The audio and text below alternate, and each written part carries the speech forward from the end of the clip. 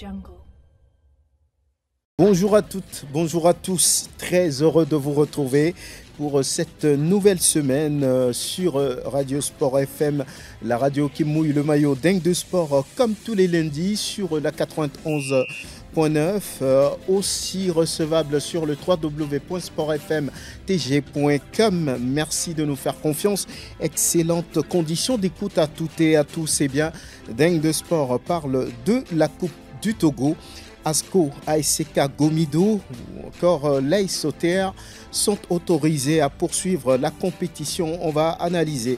La Coupe de l'Indépendance va, elle, être très courte cette année. Elle va opposer juste les 4 premiers de la D1 nationale après la phase allée de la compétition. ASCO, Gomido, ASK puis Gouessou sont donc attendus. Les 13e Jeux africains à Accra au Ghana ont fait le point de la participation togolaise après le badminton. On va écouter d'ailleurs le directeur technique national de la Fédération togolaise de badminton, Yairali A8 ans. Dingue de sport pour ce numéro invite Latif Hirouma, Grégoire Attignon, tous de la rédaction de Sport FM. Et comme toujours, la vidéo qui est de retour est gérée par Sir Fanelom. La mise en onde est l'affaire de Pélagie Mekoum. Moi, je suis Franck Nounyama. Merci de faire confiance à la radio qui mouille le maillot Sport FM 100 ans. Eh bien, on est là pour le premier numéro de la semaine de Dingue de Sport sur la 91.9 et c'est parti comme ça pour ce numéro. On va dire bonjour à Grégoire Attignon. Bonjour Franck et bonjour à tous ceux qui sont branchés sur Sport FM. Très bien, Latif Hirouma est en face de lui. Bonjour. Bonjour Franck, bonjour Grégoire, bonjour à tous. Merci d'être là et on va commencer par, ce trophée remis par la Fédération togolaise pour la promotion de la paix au Togo justement et dans le monde. Et Grégoire Attignon, vous y étiez et c'est Antonio Tete Amouzou qui a été choisi comme major de cette première promotion, si on peut le dire. On va d'abord l'écouter à Antonio Amouzou Tete, qui est, on va dire, le président de l'Association des anciens footballeurs du Togo. Aujourd'hui, c'est une grande joie et une fierté pour moi d'être nommé ambassadeur de paix au Togo et dans le monde.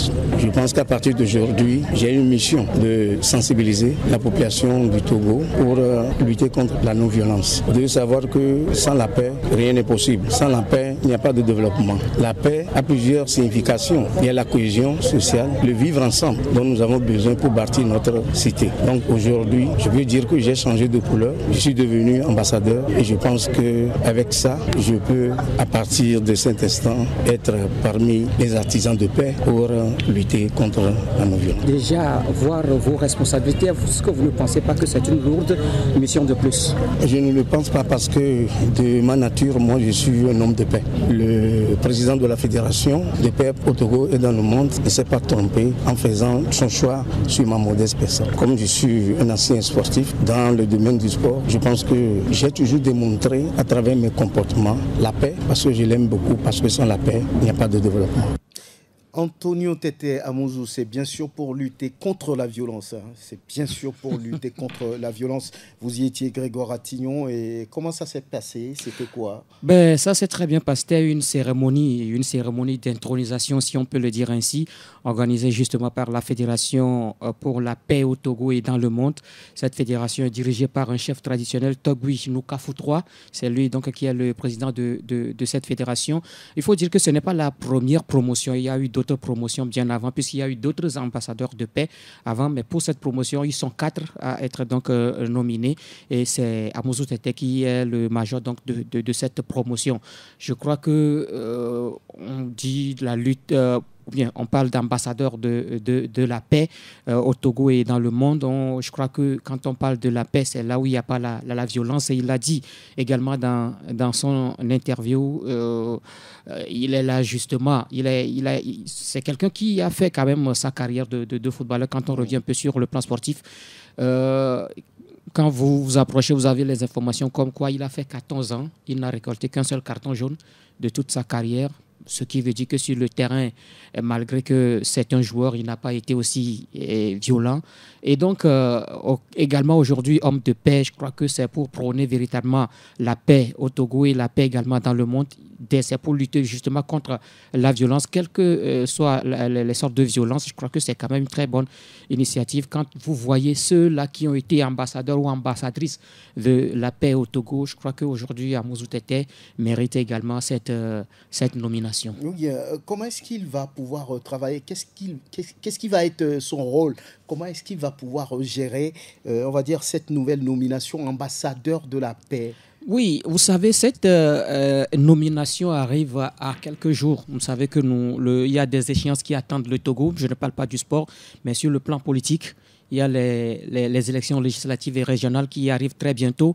Il y a également les présidentielles qui arrivent l'année prochaine. Et justement, c'est dans ce cadre qu'aujourd'hui, cette nomination a été faite pour prôner véritablement la paix, pour prôner la non-violence en cette période-là qui sont très sensibles pour le Togo ou encore dans le monde entier. On sait qu'aujourd'hui, dans d'autres pays, ce n'est pas la paix, ce n'est pas la sérénité. Et on sait qu'on n'arrive pas à vivre comme cela se doit donc dans ces pays-là. Et c'est justement pour prôner cette paix au Togo et encore dans le monde, parce que Amoussou Tété aujourd'hui dans sa mission peut être sollicité ailleurs pour intervenir justement là où il n'y a pas véritablement la paix. Oui, Latif Irouma, vous voyez l'homme dans cette mission, vous le sentez?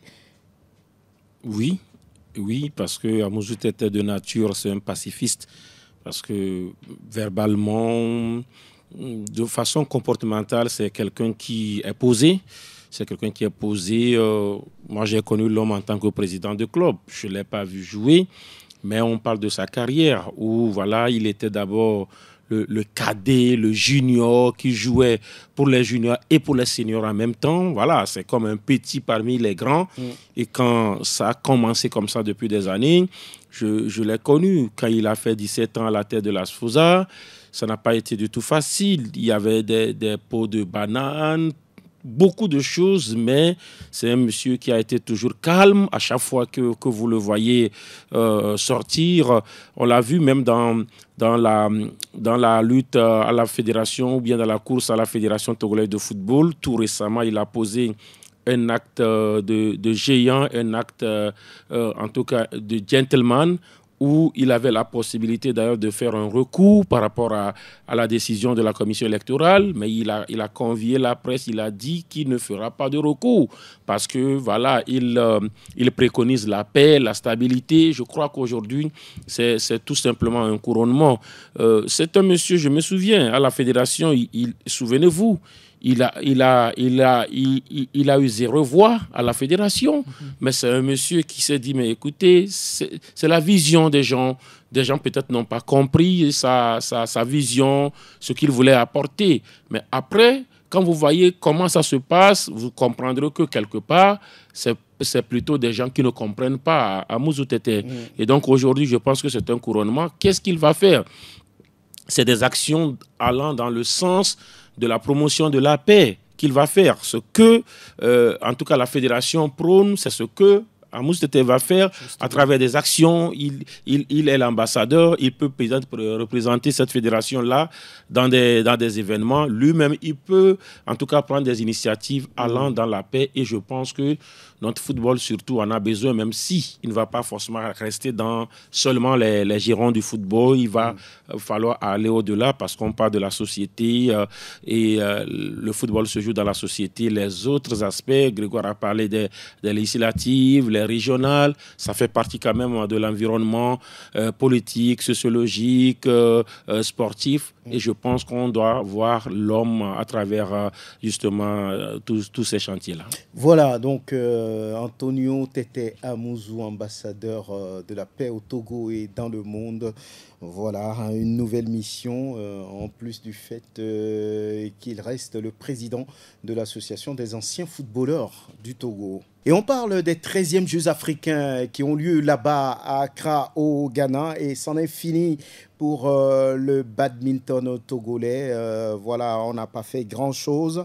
Et tout de suite, la réaction du directeur technique national de la Fédération togolaise de la discipline, Aouito Yairali. Concernant le bilan, nous allons dire qu'au niveau des doubles, on va parler des catégories, au niveau des doubles hommes et des doubles dames, le Togo s'est arrêté en 8e de finale. Et au niveau des simples hommes et simples dames, on est arrivé en 16e de finale. Le résultat au niveau des badistes à ces 13e Jeux africains. Pourra-t-on dire que c'était compliqué, difficile pour le Togo, où il y avait de la place? On peut dire que c'était compliqué et difficile, étant donné que les objectifs que nous sommes fixés, on ne les a pas atteints. Mais cela ne veut pas dire aussi que les millions démérités. Effectivement, il y avait de la place, mais le niveau de la compétition était vraiment relevé et c'est une compétition qui est qualificative pour les JO 2024. Donc, tous les cadres étaient là. Et c'est vrai, tous les cadres, y compris le Togo, comme j'ai l'habitude de le dire. Il y a un système d'élimination directe, rien ne pardonne et il y a l'expérience qui est aussi rentrée en jeu. J'espère bien que, et je l'ai remarqué, nos petits ont aussi gagné en expérience. Yairali à 8h devant Angelo Folico, il est le directeur technique national de la Fédération togolaise de badminton. Oui, on peut dire que c'est un résultat un tout petit peu logique parce que lorsque vous prenez cette fédération, il n'y a pas eu, on va dire, beaucoup d'activités. Il faut être clair là-dessus. Sincèrement, il faut dire que moi, je ne suis pas surpris. C'est vrai qu'avant la compétition, quand vous écoutez les athlètes, quand vous écoutez le directeur technique, ils étaient tellement confiants, ils étaient sûrs d'aller faire quelque chose à ces jeux-là. Mais moi, je ne suis pas surpris parce que oui, quelle compétition le Togo a participé avant justement à ces Jeux africains. Comment ont été les préparatifs? C'est vrai qu'on a eu quelques temps pour préparer cette équipe ici à Lomé. Dans quelles conditions également maintenant pour aller se mesurer à d'autres équipes qui étaient beaucoup plus annoncées donc, dans cette compétition. Et surtout qu'il y a la qualification pour les Jeux olympiques qui est donc en jeu.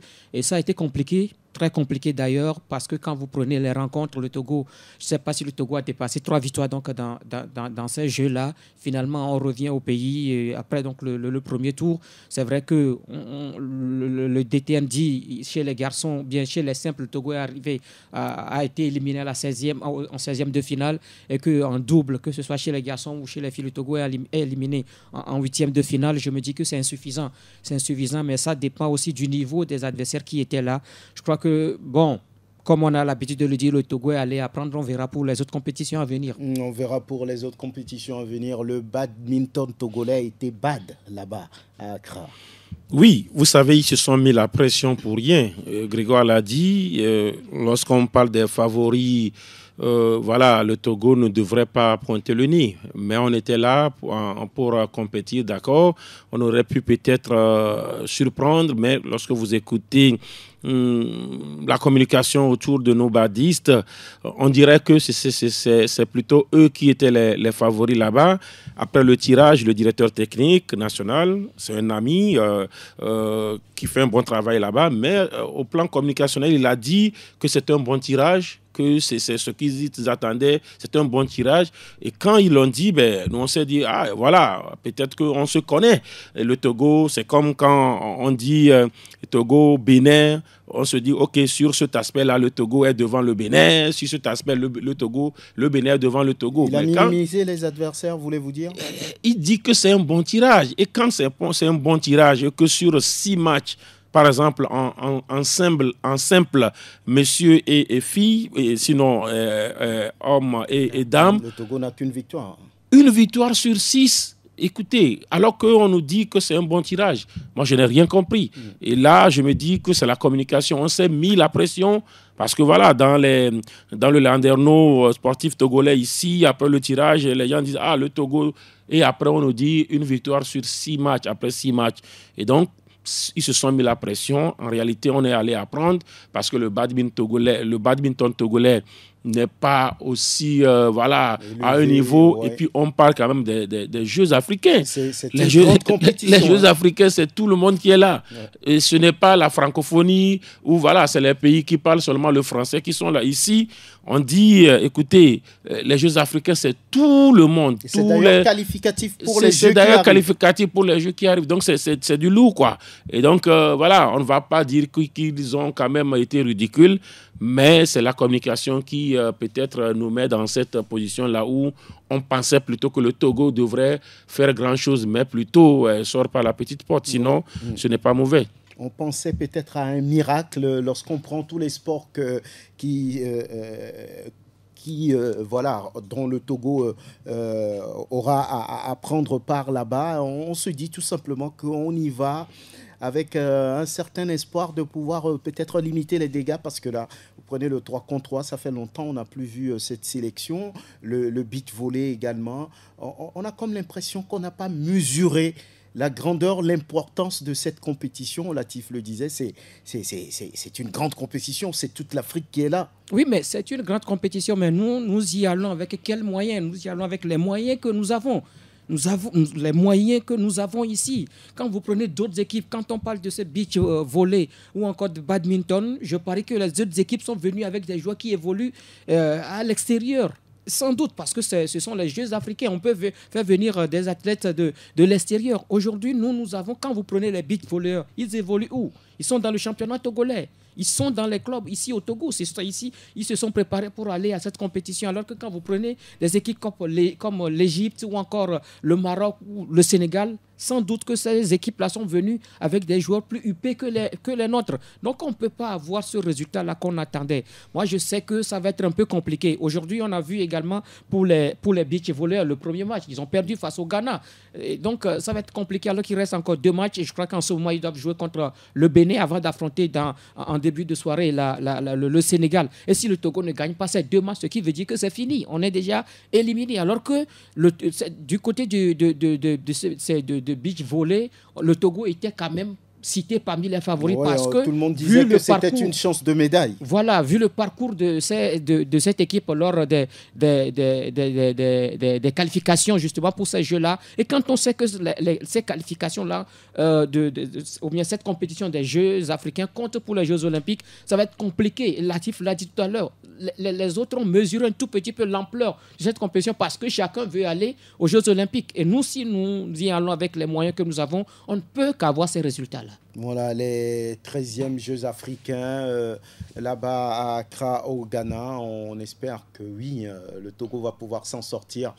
Maintenant, avec je voudrais ajouter un aspect. Au-delà des moyens, bon, peut-être pas au-delà des moyens. Les moyens, ça nous rattrape toujours. Écoutez, quand les pays vont dans des compétitions comme ces Jeux africains, francophonie, en tout cas, je me dis que la délégation qui arrive est en même temps comme des supporters pour l'athlète qui est sur le terrain. Justement. Mais quand vous voyez un peu comment on a organisé même le déplacement des Togolais, franchement, c'est un peu atypique. Une même délégation, mais qui part en 4 groupes, et quand vous finissez, vous partez. Alors qu'en réalité, quand le beach volley est en train de jouer, et que les autres ne sont pas encore en compétition, c'est les autres là qui deviennent les supporters. Les badistes, les handballeurs, voilà. C'est comme cela que ça se passe partout. Mais nous, on a une délégation de 70 athlètes, et quand les badistes étaient à Accra, les athlètes proprement dit, athlétisme, sont à Lomé. Et quand ces athlètes-là quittent aujourd'hui, demain, pour arriver, les badistes doivent rentrer. Les badistes rentrent aujourd'hui. Voilà. Et au même moment, les handballeurs et les athlètes de bras de fer quittent Lomé. Voilà. Donc, franchement, ça repose toujours le problème de moyens. Les beacheurs, nos beacheurs, si on peut les appeler comme cela, ils s'étaient illustrés dans les compétitions de zone. Voilà. C'est des qualifications de zone. Au niveau de la zone UFOA B ou bien de la zone 3, oui. Le Togo est quand même respecté. Mais ici, c'est le rendez-vous des meilleurs des zones qui sont là. Et le Ghana nous bat déjà. Le Ghana nous bat d'entrée. Le Togo avait déjà battu cette équipe ghanéenne. Voilà. Maintenant, c'est parce que c'est un pays hôte. Ils ont mis les moyens. Ils ont du sable. Nous avons du sable. C'est cadeau. C'est-à-dire c'est naturel, quoi. Mais la motivation n'est pas cadeau. La motivation, peut-être les Ghanéens, on leur a dit, écoutez, quand vous passez cette étape, vous avez ci. Mais nous, on n'est même pas en mesure de proposer même peut-être 10 000 francs après un match. On dit peut-être allez-y. Après, on verra. Et après, on verra. C'est ça, on a perdu le premier match. Et le deuxième match contre le Bénin, sur le papier, c'est le Togo qui est favori. Et si on ne le gagne pas, on rentre. Au moins, si on le gagne, dans les calculs, on pourra. Parce que, voilà, si c'est une poule à 3, on peut se dire, voilà. Mais là où on va, franchement, on s'est préparé, d'accord, mais pas dans les meilleures conditions. Voilà, et voilà, une élimination ne surprendrait Personne n'en a parlé des 13e Jeux africains. Parlons maintenant de la Coupe du Togo, édition 2024. Les quarts de finale ont été disputés en fin de semaine et on connaît désormais les clubs autorisés à aller disputer les demi-finales. Il s'agit d'ASCO, il s'agit de l'ASCK, il s'agit de Gomido ou encore de l'ASOTR. On va d'abord écouter les réactions après ce match en temps de Gomido. Il y avait 0-0 au match aller et puis 1-0 la dernière fois pour les Showboys. Au match retour, Abalo Dossé après ce match. En face, il y a une très bonne équipe qui m'a mis bien sur le ballon. On a souffert, mais on a réussi quand même à avoir ce qu'on voulait chercher. Je pense que quand même, on a eu des occasions plus que l'adversaire. On aurait pu quand même tuer le match, mais bon, on n'a pas fait. Quand on a de coupe, il faut gagner. Donc, je pense qu'il faut retenir la victoire. Notre objectif, c'est d'aller le plus loin possible. Mais pour l'instant, je pense qu'ils ont besoin de repos. 3 matchs en une semaine, c'était très compliqué pour eux. Le match à venir, c'est de gagner pour aller à la finale. Pour l'instant, non, il ne faut pas non plus mettre les charmes devant le bleu. Parce que, comme je l'ai dit, on n'est pas vraiment bien armé pour jouer sur les deux tableaux. Mais pour l'instant, on tient la corde, mais il faut continuer. Il faut continuer. Et en face, c'était Bawa Bako, le coach des jaunes et bleus de Kodjovia Kopé de Konakpoe à Diololo. C'était un match équilibré, si vous avez suivi le match. Nous avons pris un but au moment où nous étions en temps fort, une erreur défensive. Ça arrive sur le coup de pied arrêté, ça paye cash. Quand on est mal placé, ça paye cash. Donc on a pris le but, on a couru pour égaliser. Bon, dommage, on n'a pas pu l'égaliser. Un match de coupe, elle ne se joue pas, elle se gagne. C'est tellement que vous avez des remords. Oui, il y a beaucoup de remords. Vous avez vu tout ce qui se passe autour du stade. Il y a des remords, il y avait la place en début finale. Ça arrive, on ne prie rien. On dirait que votre public n'est pas content de vous. Ça fait leur problème. Ils cotisent combien à l'équipe? Ils donnent combien de francs pour l'équipe? Un supporter cotise, c'est pas dans la bouche, ils n'ont qu'à venir cotiser. Mais est-ce que ce ne sont pas les résultats qui ne suivent pas? On était en tête du championnat, pourquoi ils n'ont pas crié? Maintenant, au début, il fallait écouter l'entraîneur. Ils peuvent amener un entraîneur qui va gagner tout le match, ils n'ont qu'à amener. Bawa Bako, le coach de l'entente de... Voilà. Oui, sur le papier... on peut dire que la qualification de Gomido était logique lorsqu'on regardait un peu le classement, mais on va dire tout simplement que c'est logique. Oui, le classement logique, mais quand on prend, sur la première marche du championnat, c'est l'entente qui a infligé à Gomido sa première défaite de la saison. Bien sûr. 2 buts bien appliqués, souvenez-vous, à Bossimé. Voilà, donc ces deux équipes proches l'une de l'autre. Au match aller, c'était déjà 0-0. Donc, c'était encore très, très ouvert pour la manche retour. Et ce match, on l'a dit, ça a été équilibré. Gomido n'a pas dominé pas grand-chose. Gomido est allé à l'essentiel, a aussi eu ses moments forts, sauf que Gomido n'a pas dominé le match pour pouvoir l'emporter. Gomido a fait ce qu'il faut dans une rencontre de coupe. Voilà, il faut toujours marquer le but quand il le faut. Et c'est ce que De Souza Savant a réussi à faire sur un corner. C'était sur un corner, je crois. En tout cas, sur un coup de pied arrêté où Ogojo et puis la défense ont mal apprécié le ballon et puis De Souza Savant a marqué. Il y a eu des opportunités pour l'entendre, d'ailleurs, qui a joué en supériorité numérique au moment où le joueur de Gomido a écopé d'un deuxième carton jaune. Il y a eu il y a eu un rouge. Non, c'était pas Amétépé Dodo. C'était pas Amétépé Dodo, c'est le Rasta. C'était pas lui. C'était pas lui. C'est le dossard 6 de Gomido. Et donc, je pense que l'entente aurait pu gagner. Sauf que l'équipe n'a pas su se créer de véritables occasions. Quand on a le ballon et ne sait pas quoi faire du ballon, ça n'inquiète pas. Parce que j'ai vu Nukafo Victor sortir en première partie, pas en première partie à la mi-temps, parce que justement c'est l'un des meneurs. Il a le ballon, il perdait beaucoup de ballons, il n'arrivait pas à faire ce qu'il savait faire. Et souvent, les gazozos sont rentrés quand on essaie des tirs de loin qui en réalité ne devaient pas l'être. Je pense que Gomido logiquement a tiré son épingle du jeu. Je crois qu'il n'y a rien à dire sur ce match que moi j'ai vu. Voilà, Gomido mérite sa victoire et donc sa qualification. Lorsqu'on considère les dernières prestations de l'entente en championnat, c'est vrai que ce n'est pas la même compétition, mais on a comme l'impression que, Entente 2 a du mal ces derniers temps. Oui, vers la fin donc, de la phase allée du championnat, l'Entente 2 a aligné beaucoup plus de comptes performances. Ce n'est qu'à la dernière journée, cette 15e journée de la phase allée, que l'Entente 2 a réussi encore à marquer, à gagner face à l'AS Bina difficilement, d'ailleurs 1-0. Mais les matchs précédents, l'Entente a véritablement souffert avec des défaites contre Doumbé de Mango, contre Tambo ici à Lomé. Cette lourde défaite essuyée face à l'ASK à Sokodé, ça fait que cette équipe n'a plus retrouvé sa forme. En tout cas, en milieu donc, de ce championnat, parce que le début aussi, ce n'était pas véritablement ça. Mais par après, on a vu une équipe de l'Entente qui enchaînait des bons résultats. Maintenant, qu'est-ce qui s'est passé? C'est la question qui se pose. Est-ce que les joueurs sont fatigués ou bien ce sont les joueurs qui pissent la grosse tête? Parce que oui, on a aligné quand même de bons résultats. Je ne sais pas ce qui s'est passé, mais je crois que c'est une période qui est arrivée où l'Entente n'a rien compris donc, dans ce championnat. Heureusement qu'aujourd'hui, il y a quand même une pause qui est intervenue. Ça va permettre au staff de revoir un tout petit peu, de faire le bilan justement de cette phase allée-là et de voir un tout petit peu ce qu'il faut faire. Parce que quand vous prenez cette équipe de l'Entente, de ce qui manque à cette équipe, c'est un buteur.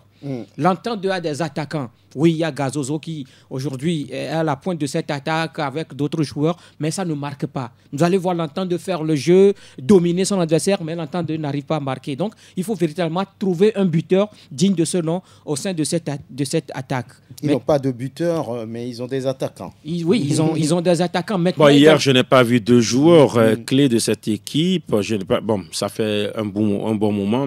Je ne vois plus Amouzou Roméo. Hier, je n'ai pas vu également Razak, Abdourazak sur le terrain, alors que c'est quand même des joueurs. C'est Razak qui avait marqué le but contre l'AS Bina. Donc je me dis, écoutez, cette équipe a un effectif. Quand vous prenez les joueurs, Ouro Salim Razak, quand vous prenez les joueurs de l'Entente, c'est des joueurs qui ont du vécu. Un jour, j'ai vu Semassi et Entente 2. Je me suis amusé à comparer les deux équipes, c'est-à-dire j'avais la feuille de match, j'étais même avec les gens de l'Entente 2 et les gens de Semassi. On s'amusait à comparer. C'est-à-dire que l'Entente 2 a des joueurs qui ont déjà du vécu, qui ont déjà joué un peu partout, les Sanvi à Pelleté et autres. Mais sauf que, il y a un moment, comme Grégoire l'a dit, qu'est-ce qui se passe? On ne comprend pas. L'Entente 2 ne gagne plus. L'Entente 2 a fait 5 à 6 matchs, n'a plus gagné. La dernière victoire, Grégoire l'a dit, c'était face à l'AS Bina. Ok, ils sont au milieu du tableau. Ce n'est pas véritablement ça. Mais je me dis pour l'instant, écoutez, parce que la saison dernière, l'Entente 2 a fini 13e du championnat. 13e du championnat. Cette année, ils sont au milieu du tableau. Mais quand vous voyez un peu ce qui se passe, surtout ce qui s'est passé hier, vous comprenez qu'il y a un problème au sein de l'Entente 2. Hier, les supporters ont voulu lyncher ou peut-être, comment on va dire, s'en prendre. Ils se sont pris à l'entraîneur. Ce n'est pas qu'ils ont voulu, ils s'en sont pris à l'entraîneur, sauf que il y avait d'autres qui quand même comprenaient les choses. On ne peut pas se permettre de toucher notre propre entraîneur, comme quoi on est éliminé en quart de finale d'une Coupe du Togo. Mais qu'est-ce qui se passe? C'est vrai, les résultats ne sont pas là.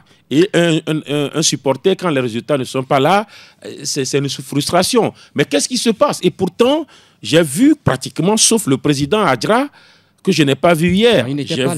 J'ai vu Togboui était là, le président d'honneur Mathieu Mablé était là, l'ancien président qui est aujourd'hui directeur sportif, Bruno Akwete était là. Il y a également, ils étaient tous là pratiquement, le vice-président également était là, mais on sent qu'il y a quelque chose qui ne va pas au sein et du bureau. Et maintenant, je me dis, le staff, est-ce qu'il y a un problème au niveau du staff? Je ne saurais le dire. Mais au sein du bureau, je parie qu'il y a un problème au sein du bureau de l'ASFOS et de l'Entente 2. Et les supporters, bon, écoutez, là, ce n'est pas nouveau. Les supporters de l'Entente 2, ils sont dans leur rôle. C'est des supporters qui n'ont jamais été contents de personne. Même quand ça gagne. J'ai vu l'ancien président également, Kenou Edem, qui était là. Mais on sent qu'il y a un problème. Mais qu'est-ce qui peut créer cette situation? Lorsque vous écoutez la réaction de Bawabako, il appelle les supporters à aller cotiser, que ce n'est pas dans la bouche qu'on soutient un club, d'aller retrouver un entraîneur qui pourrait gagner tous les matchs. Mais la tension est vraiment montée. Oui, mais je crois que ces propos-là de Bawabako, c'est que je pense que l'entraîneur a été finalement dépassé par le comportement de ces supporters-là. Et il a dit, moi je crois que ce qu'il a dit la vérité. Il a dit vrai. Mais quel est véritablement le rôle de ces supporters-là? Ce n'est pas seulement venir parce que les supporters, quand ils vont se déplacer, c'est le club qui met le bus à leur disposition. C'est le staff dirigeant qui met le bus à leur disposition. C'est le staff qui met comment l'appelle-t-on, l'essence dans le bus pour qu'on les amène au stade. Mais demandez si ce sont les supporters qui cotisent pour soutenir l'équipe. Mais je crois que ce ne sont pas eux qui ont recruté l'entraîneur. Oui, je suis d'accord, parce que les résultats ne sont pas là, il faut réagir. Mais pas de cette manière, jusqu'à aller s'en prendre à l'entraîneur. Mais je me dis que ce n'est pas là. Ils pensent que s'ils touchent à Bawa Bako aujourd'hui, ils peuvent s'en sortir. Ils auront à répondre. Mais là, je crois qu'ils sont allés trop loin par ce comportement-là. Hier, je me dis que oui, on voit ça, mais sans prendre à un entraîneur. L'ambiance est morose quand on sait que la phase retour arrive. Oui, mais je crois qu'il revient quand même au bureau. Le comité exécutif, le président Adjira et tout le reste de bureau de s'asseoir et discuter véritablement de mettre les cas sur table. Il faut que chacun joue son rôle. Oui, le staff est là. Quand vous écoutez Bawa, il a dit non, qu'à aller chercher un entraîneur qui va les faire gagner tous les jours. Bawa n'est pas le premier entraîneur de l'entente de Lomé. Latif l'a dit tout à l'heure, on a vu le résultat de l'entente de la saison dernière. Là où l'entente s'est arrêtée. Où je me dis que j'ai l'impression qu'on prend aussi des décisions n'importe comment au sein de cette équipe-là. On a vu ce qui s'est passé l'année dernière. Quand l'entraîneur Aïvi était à la tête de cette équipe, qu'est-ce qui s'est passé, qu'est-ce qui ne s'est pas passé? On a mis cet entraîneur à l'écart. Et jamais l'entente n'a communiqué sur cette décision-là. L'entraîneur n'est plus revenu jusqu'à la fin de la saison. Et c'est Folidia Senamé qui avait dirigé l'équipe. Aujourd'hui, on prend un entraîneur, voilà encore des problèmes. Je me dis que non, il faut que, quelque part, que les supporters aussi arrivent à se ressaisir. Ils n'ont qu'à jouer également leur rôle. Et c'est vrai que s'il n'y a pas le résultat, mais il ne faut pas aller jusqu'à toucher l'entraîneur, dire que non, que c'est lui qui fait. Voilà la réponse. C'est difficile pour les jaunes et bleus de Kodjovia Compagnie qu'on a. Ils ne l'ont pas touché quand même. Oui, ils ont voulu. Ce qu'ils ont fait, c'est presque touché. Voilà d'autres résultats dans cette Coupe du Togo, les quarts de finale. On a également enregistré la victoire de la SCK. Il n'y a pas eu de problème face à Bikinti 3-0 sur ce quart de finale retour. On va écouter Jonas Kokou Komla. Il le fallait parce qu'on s'est dit que si on gagne, si on peut ajouter la manière, c'est encore bon. Aujourd'hui, je pense que le moteur était bien en marche. Ça a pris. Aujourd'hui, on a vu vraiment de belles phases de jeu. D'abord, félicitations aux jeunes. On s'est qualifié pour les demi-finales. Maintenant, on va préparer sereinement la phase de retour qui va reprendre. Et puis les demi-finales. Ça fait partie des objectifs du club d'aller en finale. Pourquoi pas remporter la coupe. Voilà, ça fait partie des objectifs du club parce que celui qui gagne la Coupe du Togo pourrait être sur le continent. Voilà, et disputer, on va dire, la Coupe CAF. Oui. Voilà. Alors, d'autres résultats, on a cette victoire sans trop de difficultés. Il y avait une correction pour le Dynamique togolais face à Asco au match aller. Mais pour le retour, les militaires ont serré un peu les dents. Ils ont réussi à faire 2-2. Face à Asco, et puis ce résultat entre l'Arsenal et puis l'AS OTA, 6-2 pour le club autorois, et il n'y a même pas photo. Oui, ils n'ont pas montré de caractère parce que, écoutez, un club, c'est l'histoire, et là, Arsenal a manqué de préserver l'histoire. Moi, j'analyse comme cela. Arsenal a choisi de jouer sur un tableau. Et c'est pertinent. C'est quand même mieux que Arsenal joue sur un tableau. C'est-à-dire, ils sont qualifiés pour les playoffs. Ils vont se concentrer pour une éventuelle arrivée en première division. Maintenant, quand vous reconsidérez vos objectifs, il ne faut pas quand même vous comporter en fille de trottoir. Parce que là, franchement... Mais ont-ils les moyens de tenir tête à l'AS OTA? Ils ont fait 2-1 à l'aller. Oui, 2-1, mais ils ont fait perdu. Oui, 2-1. Mais là, le match retour, on parle de 6-2. Mais on n'est pas au tennis. On n'est pas au tennis, on est en football. Donc moi, je me dis, ils ont manqué de caractère à ce niveau. Et ça... Voilà, nous on est des journalistes, on est des historiens du temps. Même 50 ans après, on va le rappeler que Arsenal a été baisé, comme on le dit. Voilà, 6-2. malheureusement, ce n'est pas bien en fait pour le club. D'ailleurs, c'est Arsenal. Quand c'est Arsenal, c'est l'actuel. Ce n'est pas Arsenal de Mikel Arteta. Oui, mais quand même, mais c'est l'actuel premier de la première ligue. Et donc, moi, je n'ai pas trop aimé la façon, voilà, de se faire battre. Ce n'est pas bien en fait. Maintenant, Dito Asco, écoutez, on sait que Asco a voulu tuer le suspense. Ils l'ont fait. C'est Asco, quoi. C'est le Real de Madrid ou bien le Paris Saint-Germain du Togo. Et donc, il n'y a rien à faire. Au match retour, voilà, Dito a serré l'anus et puis ils n'ont pas plus pris de but. Et je pense que là-bas, c'est logique. Il n'y a rien à dire. Dito, d'ailleurs, devrait se concentrer sur la phase retour pour voilà, un éventuel maintien en première division. Mais logiquement, les géants sont là. Les géants sont là. L'objectif final, c'est la Coupe CAF et c'est le chemin idéal. Et il va falloir tout faire pour arriver en finale parce que moi, je dis l'équipe qui sera en finale est susceptible, quel que soit ce qui arrive, de jouer la Coupe CAF l'année prochaine. Pourquoi pas, oui. À Arsenal, Latif parlait de cette défaite troublante au niveau des Gunners de Kara. les Gouna. Avait-il les moyens de faire autre chose? Non, mais moi, je crois que déjà, au match aller, cette équipe avait déjà pris une position, c'est de ne pas aussi se donner dans cette Coupe du Togo, mais mieux préparer justement à la phase des playoffs. Parce que dans ce match d'entrée, à la première période, c'est 5-2. À la mi-temps, je me dis que là, ou soit c'est la Sauter qui a accéléré un tout petit peu sa vitesse face donc à une équipe qui est encore en apprentissage. Ça, il faut le dire, c'est des jeunes joueurs face à une équipe de la Sauter composée des joueurs qui ont déjà fait ce championnat. C'est vrai que quand on écoute Messan Metokoro, il dit que ces joueurs n'ont jamais joué de première division. Je dis que c'est faux. Quand vous prenez des joueurs comme comment l'appelle-t-on, le capitaine ou bien les joueurs comme Tontongu, Yaya Kamil, qui a fait plusieurs fois ce championnat de première division. Quand vous prenez des joueurs comme Epifanio Tunde Sylvestre, ce n'est pas sa première saison en première division.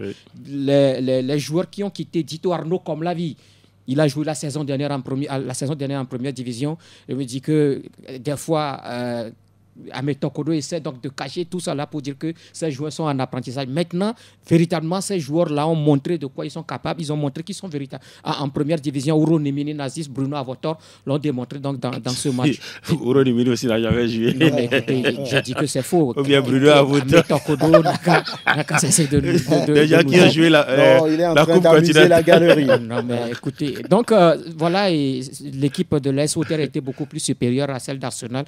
Je me dis que ça ne devait pas être une déception du côté du club de Kara. Maintenant, il va falloir mieux se concentrer sur les playoffs. Je voudrais aussi ajouter un mot à Pekinti de Bassar aussi, qui avait essayé de tenir un tout petit peu tête à l'ASK lors du match aller 1-0, mais finalement qui a complètement coulé. Hier même, en première période, c'était 0-0 à la mi-temps, avec un pénalty raté par l'équipe de Pekinti. Finalement, en deuxième période, je crois que c'est l'équipe la plus expérimentée qui s'est imposée, parce que là, Jonas a lu, et a encore lu, a vu les failles donc, de cette équipe et a su ce qu'il faut faire. Maintenant, quand vous écoutez un peu Adika, c'est comme il y a encore un problème. Je crois que ce problème-là a existé avant même ces quarts de finale, où j'ai lu quelque part comme quoi les joueurs de Pekinti menaçaient de ne pas jouer ces quarts de finale s'ils ne sont pas... Problème de salaire. Et je crois que quand vous écoutez l'entraîneur, il dit que cette équipe ne s'est pas préparée pour ces quarts de finale, ce qui veut dire que les joueurs n'étaient pas aux séances d'entraînement cette semaine et ils sont venus jouer bonnement ce match-là. Je me dis que le résultat est là. Et c'est des choses qu'il faut véritablement corriger du côté, parce que ce problème-là, ça ne date pas d'aujourd'hui. Déjà, même la saison dernière, quand l'équipe était en deuxième division, ce problème s'est déjà posé, où on a même demandé à ce que des gens aident cette équipe-là. Je me dis, les dirigeants sont où? Les cadres sont où? Il va falloir, c'est l'équipe de Bassar. Si on ne fait pas attention, cette équipe risque de retourner, de faire comme Olympique de Vaud. Donc, il va falloir que véritablement les cadres ou encore les responsables de Bikenti de Bassar arrivent à trouver une solution à ce problème-là. Il va falloir peut-être trouver des solutions. La fédération doit vérifier si le club a vraiment les moyens de pouvoir tenir en première division. Ça se fait ailleurs. on vous impose un budget. Si vous n'avez pas ce budget-là, vous ne jouez pas en première division. Oui, mais ça dépend également de ce que vous donnez au club. Oui, c'est ce que la fédération, par exemple, essaie de faire. Écoutez, tout ça, c'est la fédération et l'État qui sont... Écoutez, les cadres de Bassar, ils sont où? Ils vont donner combien pour que ça puisse faire chose? Quand vous avez un championnat dans lequel on donne en tout pour tout 12 millions pour la première division et que difficilement, à l'instant T, les clubs ont déjà la moitié, il y a un problème parce que l'État n'a toujours pas encore donné sa part. Alors qu'on a fait la moitié de la saison. On a fait la moitié de la saison. La fédération a donné peut-être sa part. Et là, il y a un problème. Ailleurs, les gens ne sont plus même à 50 millions. Mais nous, on est encore à 10 millions, 12 millions. 10 millions si vous arrivez à l'avoir. Écoutez, parce que les gens font ce championnat avec 5 ou 8 millions. Les choses montent. Aujourd'hui, le pouvoir d'achat même, le carburant est à 700 désormais. Les équipes ne jouent même plus à domicile. Oui. Vous prenez Bikenti qui ne joue pas à domicile. Avant, l'équipe jouait à domicile. Même en deuxième division, il y a problème. Aujourd'hui, l'équipe ne joue même pas à domicile. Elle vient jouer ses matchs à domicile à l'extérieur. Moi, je pense que notre championnat, à un moment donné, c'est pas s'il faut continuer à le jouer. Parce que sincèrement, il n'y a pas d'argent dans notre championnat. Et ce n'est pas Bikiti seul qui a les arriérés. C'est partout. Il y a les arriérés partout. Mais malheureusement, beaucoup de joueurs ont quitté peut-être Lomé ailleurs pour aller jouer là. C'est ça le problème. Justement. Quand les joueurs proviennent de la localité, souvent, même quand il n'y a pas de salaire, ok, tout le monde est chez ses parents, tout le monde mange chez ses parents, mais quand toi tu quittes Lomé pour aller jouer à Mango, tu quittes Lomé pour aller jouer à Sokodé, et il y a 1 mois, 2 mois, 3 mois sans salaire, tu fais comment? Voilà le problème. C'est vraiment difficile pour ce championnat, c'est à revoir. Tout est à revoir, comme le dit quelqu'un. Tout est à refaire. Tout est à refaire, voilà. Alors, on va enchaîner avec la Coupe de l'Indépendance, Grégoire, qui va être très courte cette fois-ci. On a retenu que les 4 premiers de la phase aller du championnat de D1. Oui, quand moi je vois cette décision de la Fédération togolaise de football, je me dis que oui, pour cette année, on a beaucoup plus mis la priorité sur la Coupe du Togo. Et on a vu ces équipes-là qui ont participé donc depuis le début. Maintenant, pour cette Coupe de l'Indépendance, on choisit seulement les 4 premiers. Pourquoi cette fois-ci, on n'associe plus les clubs de deuxième division? Parce que la deuxième division aussi a fini sa phase régulière. On pouvait se miser sur ce classement-là qu'on a aujourd'hui pour ajouter donc à ces clubs de première division. C'est une décision de la Fédération togolaise de football. Sincèrement, je ne sais pas sur quoi ils se sont basés pour prendre cette décision parce que oui, c'est vrai que la Coupe de l'Indépendance, c'est pour la fête nationale, la fête de l'indépendance du pays. Cette Coupe ne va pas permettre à un club de disputer une quelconque compétition sur le continent puisque cette année, la décision a été prise avant même la saison. C'est le vainqueur de la Coupe du Togo qui représentera le pays en Coupe continentale. Donc, je crois que c'est par rapport à cela, ce qui veut dire qu'il n'y a pas tellement de priorité sur cette Coupe de l'Indépendance. Alors, Latif, avez-vous compris la raison pour laquelle cette compétition a été aussi réduite? Non, c'est ça aussi ce qui ne donne pas de plus-value à notre football lorsqu'on va sur le continent. On a peu de matchs et c'est ces différentes compétitions qui peuvent normalement combler, rallonger peut-être, mais malheureusement, on ne le fait pas. Je dis ça manque d'adversité même sur le terrain par rapport au club. Quand on joue seulement à Sokodé, Kara, Tapamé, Lomé, les clubs ne sont pas allés vers les terrains hostiles. Voilà. Les terrains hostiles, le public hostile, pour pouvoir s'aguerrir avant maintenant une éventuelle campagne sur le continent. Et on n'a que 30 journées. Et les 30 journées, il faut voir comment ça se joue. La fédération programme, des fois on finit de jouer. Le ministère dit, attendez une semaine, on va discuter d'abord. On revient, on finit la phase aller. Normalement, c'est 2 semaines de repos, mais on fait pratiquement 1 mois avant de revenir. Voilà les petites coupes qui sont là. Normalement, même on ne devrait pas arrêter de jouer le championnat pour vous jouer ces coupes-là. On devrait jouer en week-end les championnats et jouer les coupes en semaine. Et ça donne plus de choses. Mais voilà, maintenant, on organise un championnat. Il y a le problème d'infrastructure qui se pose. Maintenant, on organise une coupe du Togo. Non, mais quand on joue dimanche et on joue le mercredi... Il y a la D2 aussi qui se joue la oui, deuxième question de programmation. Justement, sur les mêmes installations. Sur le mini-championnat, et beaucoup réclament que ce mini-championnat soit suivi par le public. Or, c'est programmé en milieu de semaine. En milieu de semaine. C'est difficile. Voilà, normalement, les coupes, c'est comme cela que ça devait se programmer en milieu de semaine. Oui. Et puis, maintenant, là, on dit qu'on a organisé une Coupe du Togo. Une Coupe du Togo qu'on a organisée aussi comment? Regardez le format. Les clubs ont joué en zone. Premier tour en zone, deuxième tour en zone. Et c'est à partir des quarts de finale qu'on joue sur pratiquement toute l'étendue. Et là également, les terrains neutres, ça a toujours un caractère atypique. Et là, on a l'occasion de mettre une coupe en cause, c'est-à-dire on a 2 coupes maintenant, parce qu'ailleurs on dit coupe de la Ligue, coupe de France, League Cup en Angleterre, FA Cup, c'est-à-dire que c'est des trucs comme ça. Et là, moi je dis c'est des décisions des fois arbitraires, il faut avoir le courage de le dire. En début de saison, la fédération aurait pu dire voilà, c'est 4 seulement on prend, et les 4 là seront issus de la première phase. Maintenant on est là, on finit un championnat, on dit, on va à une réunion et puis on décide que c'est les 4 qui jouent. C'est arbitraire. Moi, je dis que c'est arbitraire. Oui, mais les clubs ne réagissent pas. Mais les clubs, quel club va réagir? Quel club? C'est-à-dire que c'est les clubs peut-être des présidents qui sont à la fédération qui ont décidé.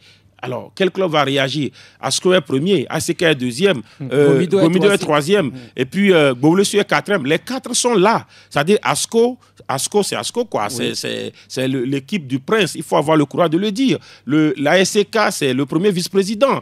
Le troisième, c'est Gomido.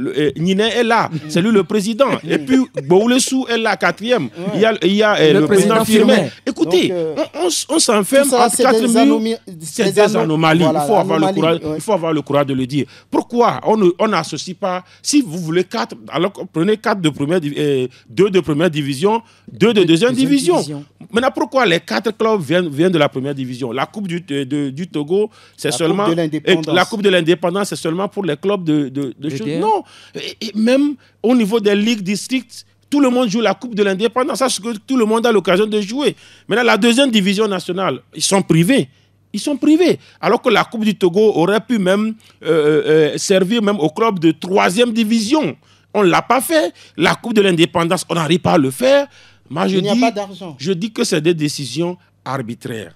Et là, aucune communication n'a été faite. La Coupe du Togo qui se joue actuellement, on est à l'étape des demi-finales, mais on ne sait pas le premier va gagner quoi.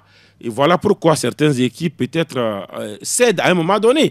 Si tu sais qu'à la fin... Il faut dire que ce ne sont pas tous les clubs qui se sont engagés pour la Coupe du Togo, puisqu'on a parlé d'engagement. Si tu sais qu'à la fin, il y a 20 millions dans la cagnotte, mais tu peux tout miser.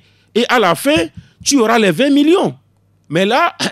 Personne ne sait combien il y a dedans. Bikenti va se tuer et à la fin, il gagne la coupe. On dit c'est 2 millions. Les 2 millions ne vont même pas lui permettre de payer ses arriérés de salaire parce qu'il y a gros déjà. Mais quand on dit il y a 20 millions, les gens sont prêts à se tuer. À la fin, vous avez les 20 millions. Vous pouvez quand même respirer un tout petit peu. Donc, moi, je dis...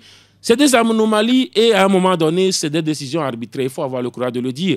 Je l'ai dit comme ça, même si ce n'est pas ça, c'est ce que les gens pensent. Les gens pensent, c'est-à-dire que les gens, moi je dis haut ce que les gens pensent bas. Parce que c'est Asco, parce que c'est ASK, parce que c'est Gboulesu, parce que c'est Gomido. On a choisi les 4. Voilà. C'est un peu dommage parce que les présidents des clubs sont au sein du COMEX. Au sein du COMEX. Et donc, c'est très compliqué de pouvoir prendre des décisions. Mais voilà, on ne peut pas être juge et quoi, comment on dit? Juge parti. Voilà, c'est dommage. Voilà, on est arrivé à la fin de cette émission Dingue de Sport sur Sport FM. Merci Grégoire Attignon. Merci Latif Urma. Et l'homme à devant à la vidéo, comme toujours, Pélagie Mekoum. À très bientôt.